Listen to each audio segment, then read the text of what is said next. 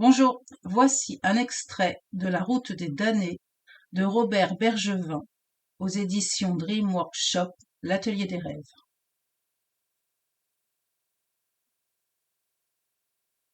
Prologue. La crevaison du pneu créa un vacarme qui fit écho contre les arbres le long de la route de campagne, et le motorisé dut s'immobiliser sur l'accotement. Charles et Sylvie revenaient d'un périple d'un mois à travers les États-Unis. Un voyage sans le moindre souci mécanique. Même la plomberie et l'électricité avaient tenu le coup.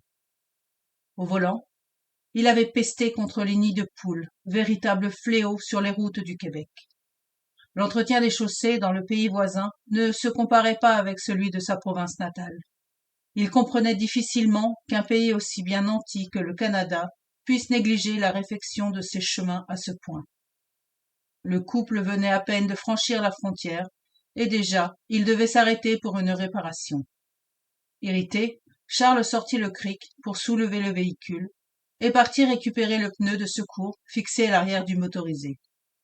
Sylvie s'inquiéta. Son mari se trouvait du côté de la route où les voitures filaient à toute vitesse. J'ai toujours changé les pneus de mes tracteurs. Je suis bien capable de le faire sur le Winnebago, dit Charles en tentant de rassurer son épouse. Je ne doute pas de tes capacités. C'est les chauffards qui frôlent ton dos qui me préoccupent. Si je me dépêche pas, la nuit va tomber. Aucune dépanneuse va venir jusqu'ici, dans le fond des bois. Près de la roue avant, Charles installa le cric, un énorme levier semi-hydraulique qui permettait de soulever le mastodonte et qu'il avait hâte d'essayer. Il en avait fait l'acquisition avant leur périple aux États-Unis, se demandant quand il pourrait enfin l'utiliser. La crevaison l'ennuyait, mais la possibilité d'utiliser d'un de ces outils lui redonna une dose d'énergie. Une bonne quinzaine de voitures étaient passées sans s'arrêter. La plupart roulaient très vite, sans se soucier de leur sécurité. Sylvie regarda par la fenêtre. C'est intelligent, ça, lança-t-elle, agacée par le manque de solidarité de ses compatriotes québécois.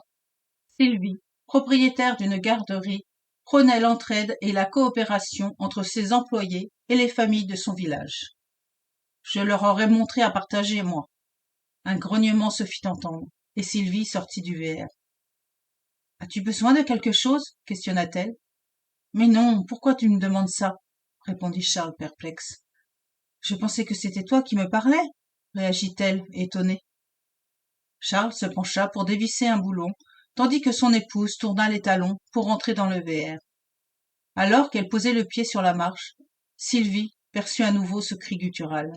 Un gémissement rauque et funèbre, une longue note basse frémissante, emplie d'un vibrato sinistre. Intriguée, elle se retourna pour repérer l'origine. Les branches d'un bouleau qui s'agitait attirèrent son attention, alors que les autres arbres restaient étrangement immobiles.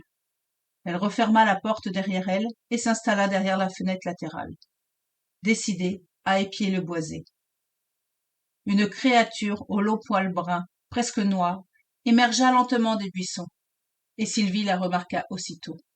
Elle la suivit du regard, fascinée malgré elle. La bête respirait bruyamment, la gueule entr'ouverte, révélant des crocs acérés, tandis que la bave dégoulinait de sa mâchoire.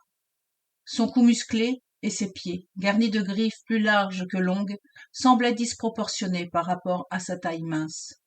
Ses pattes arrière recourbées, donnant l'impression d'un adolescent mal dégrossi, ajoutaient à son allure étrange. Les yeux de Sylvie et de la créature se croisèrent, comme si un pouvoir hypnotique les liait l'un à l'autre. Soudain, Sylvie se redressa et lança un cri pour alerter Charles, mais le bruit des outils et des voitures l'étouffait, rendant son avertissement vain. Le monstre bondit d'un coup sec sur le VR, brisant la vitre dans un fracas de verre qui se répandit à l'intérieur. La femme chuta lourdement parmi les éclats et se trouva désorientée. La bête s'imposa au-dessus d'elle, une patte massive posée sur sa poitrine, écrasée sous son poids. Sylvie sentit l'haleine putride du monstre, la salive visqueuse dégouttant sur son visage.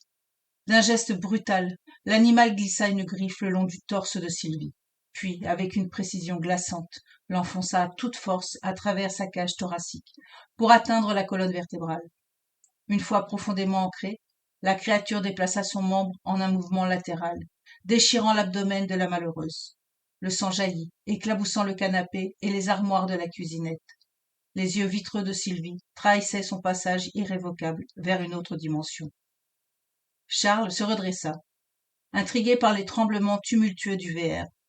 Il s'avança vers l'immense pare-brise et se figea en apercevant la bête en train de planter ses crocs dans l'épaule de son épouse. Elle lacérait sa chair avec voracité. « Pas encore !» souffla-t-il accablé. Charles laissa tomber sa clé à molette.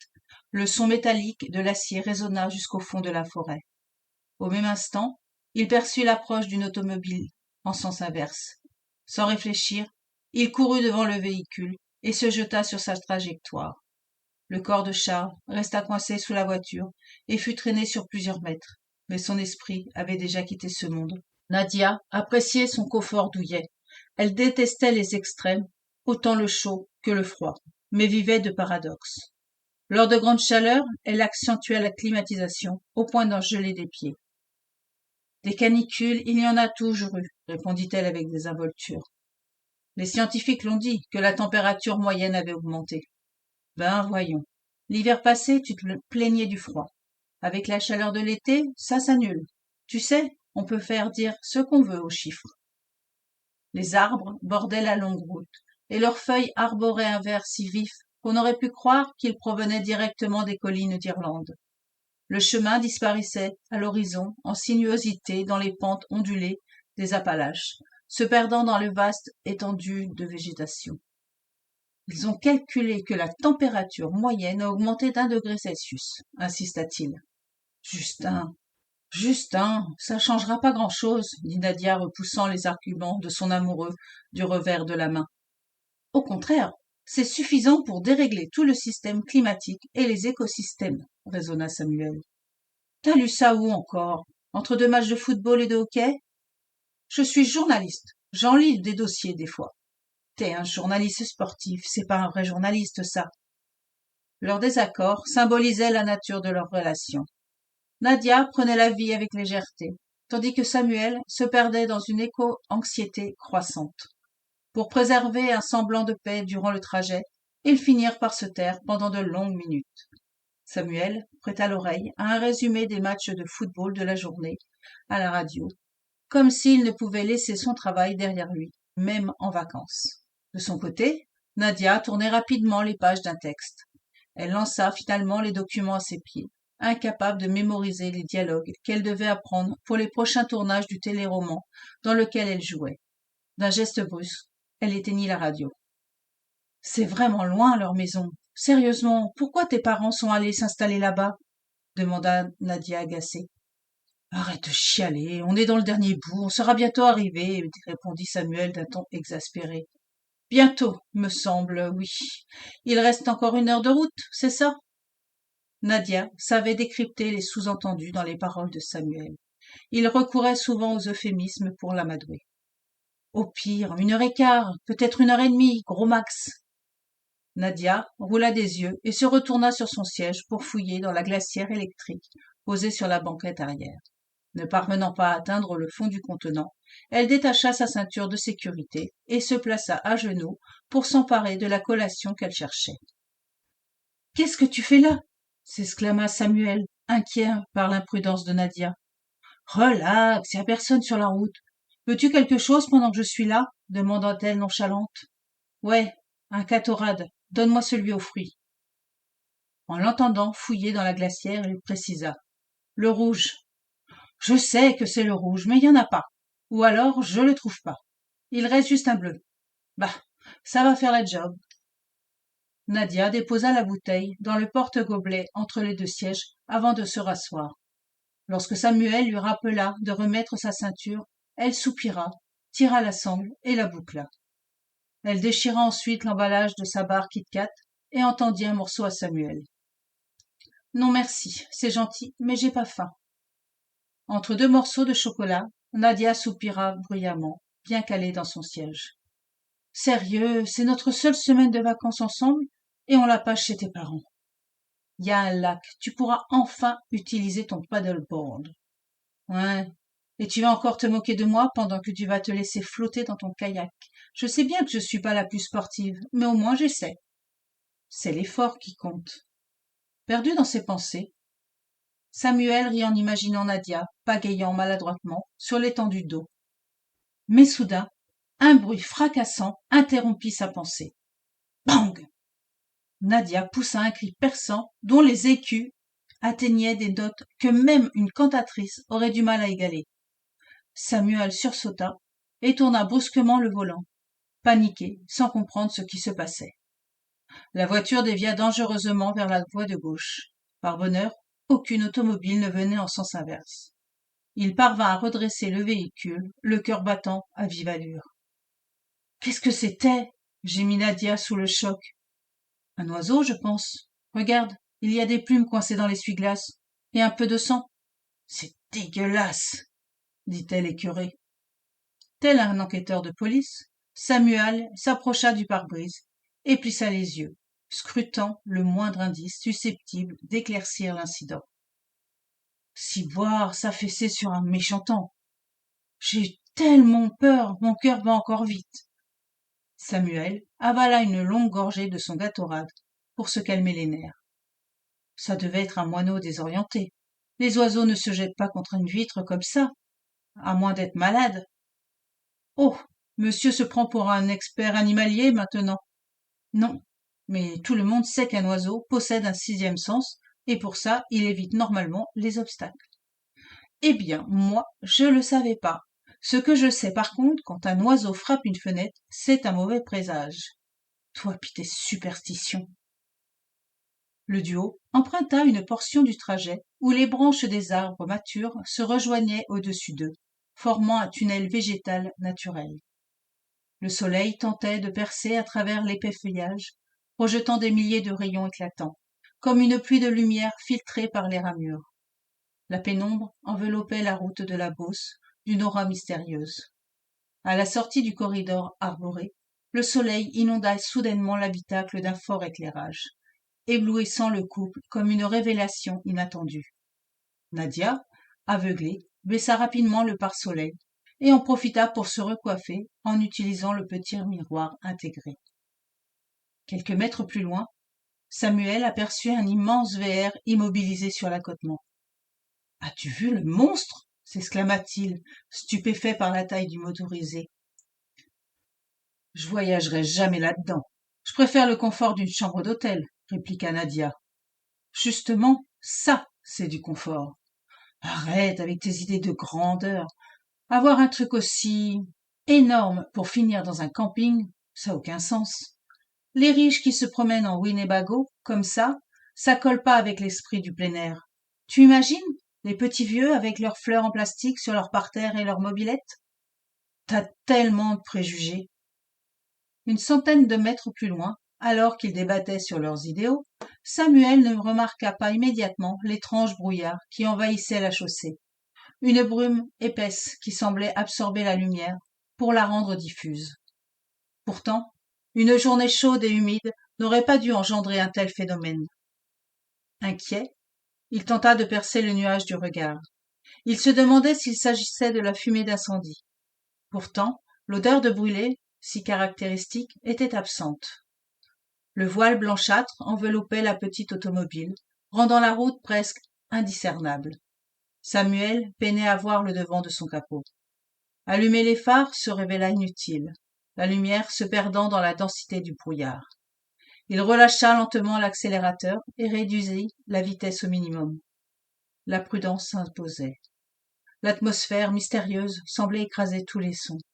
Les occupants de la voiture étaient plongés dans un silence crispé, chacun tendant l'oreille pour capter le moindre bruit extérieur, maintenant que leur vision servait à peine. Un coup retentit contre la portière arrière, et l'auto vacilla légèrement. Nadia étouffa un cri en plaquant ses mains sur sa bouche. « Peut-être un autre animal égaré » murmura Samuel, s'efforçant de la rassurer.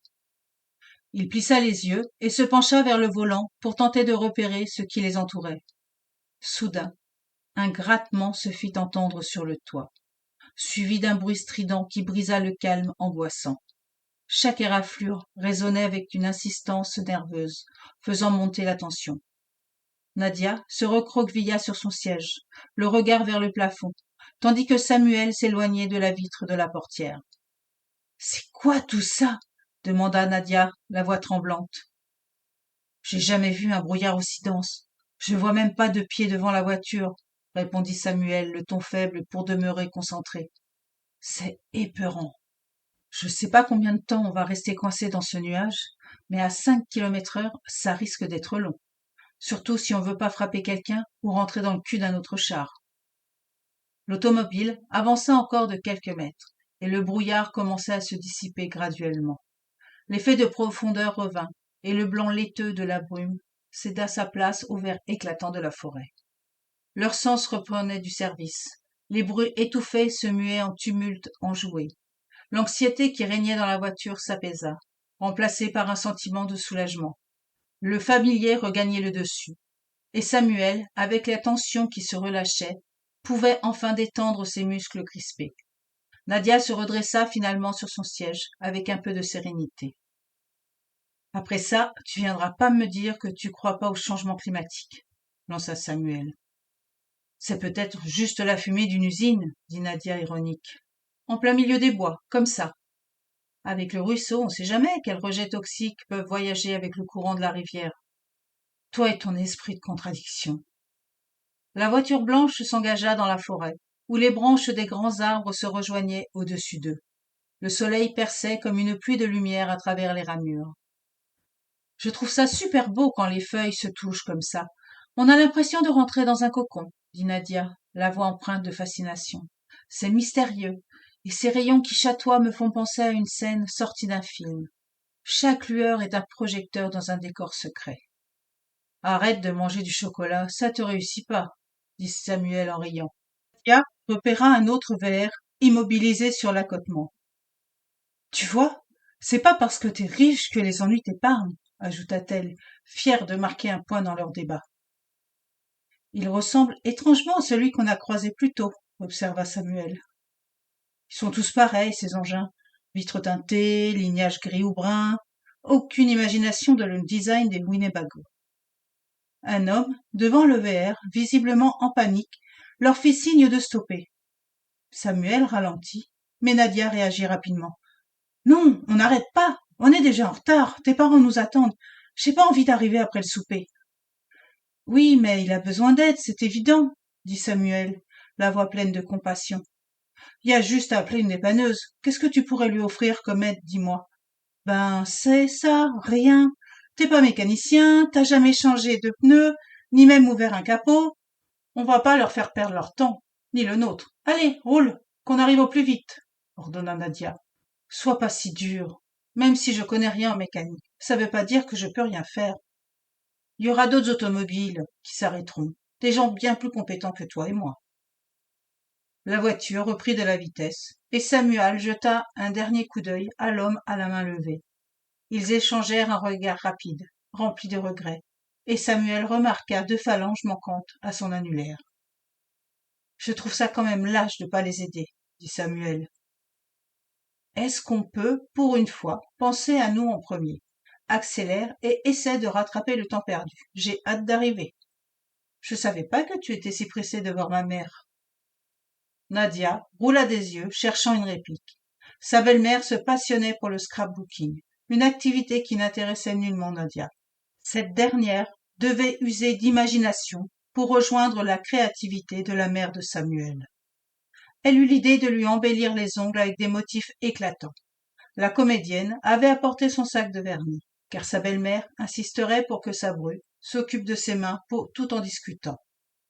Étonnamment, la voiture s'engagea de nouveau dans un épais brouillard blanc, semblable à celui qu'ils avaient traversé un peu plus tôt. Samuel dut ralentir encore une fois. « Il doit y avoir un avertissement météorologique dans la région. Cette température est vraiment étrange. Est-ce qu'ils en parlent aux nouvelles ?» demanda-t-il. « J'ai pas de réseau, mon cellulaire capte rien dans le bois. Je vérifierai plus tard, » confia Nadia. Samuel alluma la radio pour écouter une chaîne d'information, mais les seules stations accessibles ne diffusaient que de la musique. En entendant la chanson « Losing My Religion » de R.E.M., il lâcha le bouton synthoniseur. L'oppression du brouillard se fit rapidement sentir. La visibilité réduite augmentant leur stress. Samuel se surprit à imaginer le malheur que ce serait de perdre la vue un jour. C'était de tous les sens celui qu'il chérissait le plus. Un frisson lui parcourut l'échine alors qu'il se concentrait sur la route à la recherche de la moindre parcelle de couleur qui pourrait lui donner un point de repère ou l'avertir d'un danger. Soudain, un coup se fit entendre et l'auto vacilla légèrement. Nadia sursauta, cette fois sans crier. Mais elle ne s'attendait pas à l'assaut qui suivait. Une rafale de chocs retentissants éclata tout autour du véhicule. Le bruit métallique résonnant comme une pluie de grêlons qui s'abattaient sans l'apparition des boules glacées, comme si une centaine de pistolets à air comprimé criblaient la voiture. Samuel hésita entre accélérer pour fuir et ralentir par prudence.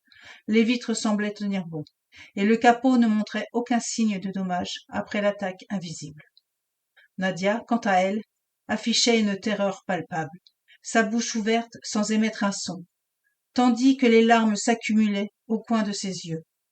Le chauffeur se frotta le menton, cherchant désespérément la source du vacarme extérieur. La voiture vibrait, mais il n'apercevait rien. Après quelques secondes éprouvantes, il parvint enfin à sortir du nuage.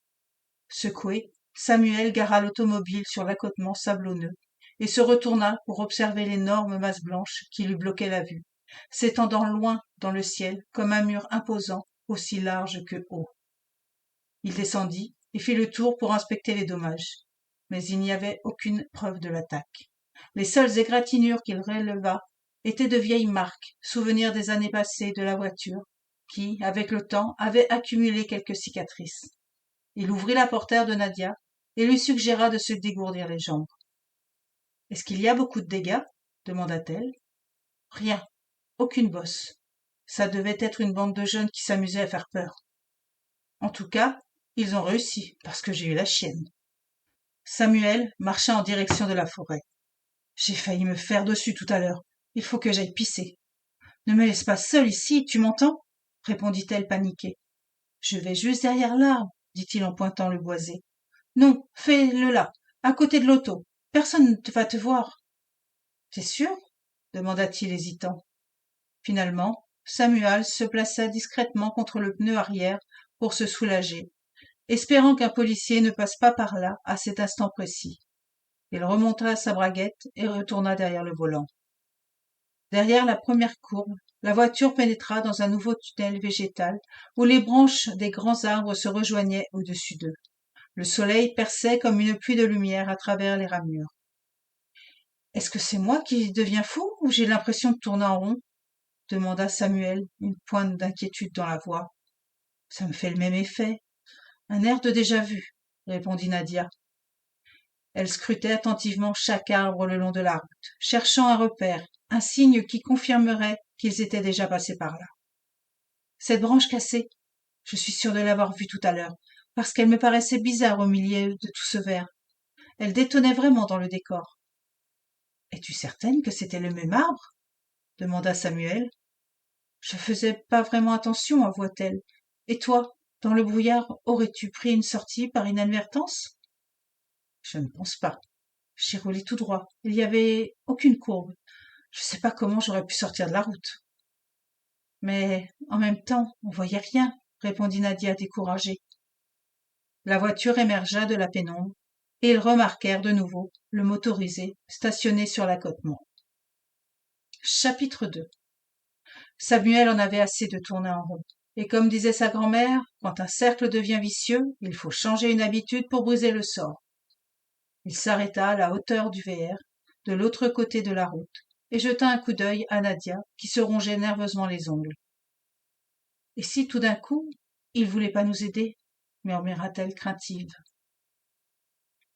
Voilà pour cet extrait. J'espère que ça vous a donné envie de découvrir La Route des damnés de Robert Bergevin. C'est un très très bon roman. Je vous souhaite une belle journée. Je vous dis à très bientôt. Au revoir.